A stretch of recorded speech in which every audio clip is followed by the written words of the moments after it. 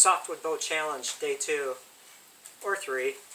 And what I've chosen to work with is a branch off of a blue spruce. I feel so dumb for missing this. Now, what I mean is, but typically, you're going to cut a bow stave, and you go out into the woods and you find a clean sapling, or a tree of any size, whatever you want to make it out of, depending on how many bows you want to split out of the single sapling, and you work from there. However, and this is where I missed it, it's like, forget saplings. If you're going to be working with like a fir or spruce or something like that, forget saplings. And this is why I say this. If this was a sapling, you know, kind of judging by the diameter, it's not very big, maybe 2 inches at the base. How old would it be? 3 years old, maybe 4, 5, depending on how fast it grew. But when I cut this branch off of a mature tree, and I wasn't really shopping for like a super clean branch, although when I look at my Norway spruce, I could get like a clean branch and have one with reflex. I chose kind of this lesser quality, but where it loses it in like having a great number of little branchlets off, it's just riddled with knots, and it's not straight by any standard. What I've found is the density of the wood is tremendous.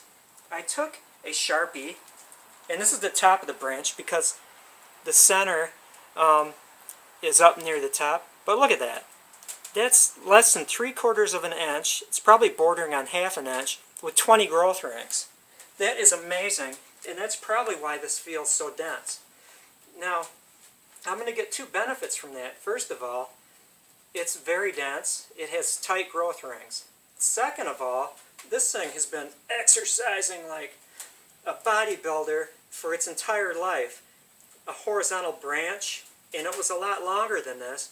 Just imagine the stress put on this every darn minute of every darn day that it's been in existence, trying to pull it down and it fighting it.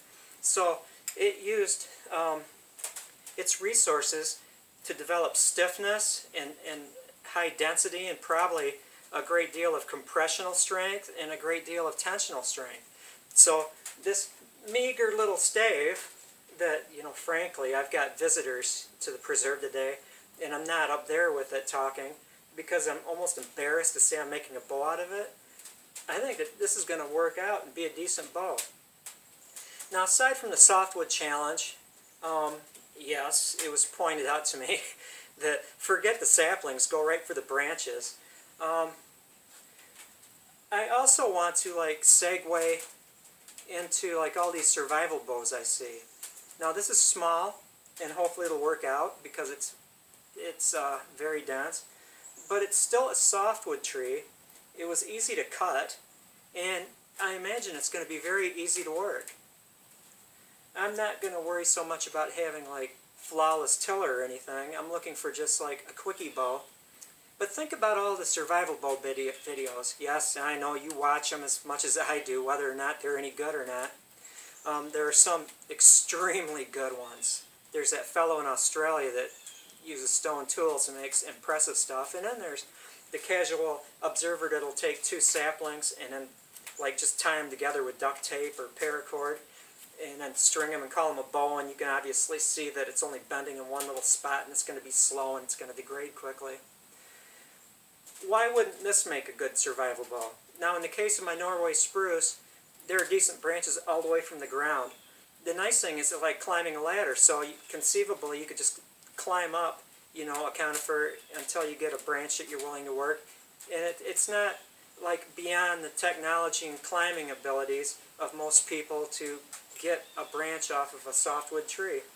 Cut it, and I'm not going to. I'm going to use a knife. I've been working with a knife, scraping it off. I'm going to continue with my knife, my Western Cutlery W84, which is not like a superior knife. It's just a very nice personality.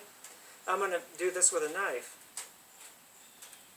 And I think this could be classified as a survival bow because it takes minimal amount of materials, it takes minimal amount of tools, and the funny thing about conifers I notice is they don't take a great deal of set. If you don't do it right, you know, they're going to collapse on you, but they don't take a great deal of set, even when they're green. So this conceivably could be a decent functioning greenwood bow. So there we have it. The next time you see me, hopefully I'll have turned this little beast into a mighty bow. Not looking for 65 pounds at 29 inches. I'm looking more for 35 pounds at a reasonable draw length that allows me an anchor, because I'm an anchored shot kind of person. And I am looking forward to those of you who said you're going to take the Softwood Challenge. I'm looking forward to seeing your videos. I want to see what you've come up with. And again, thank you very much for being a good audience, and I really enjoy chatting with you in the comment section.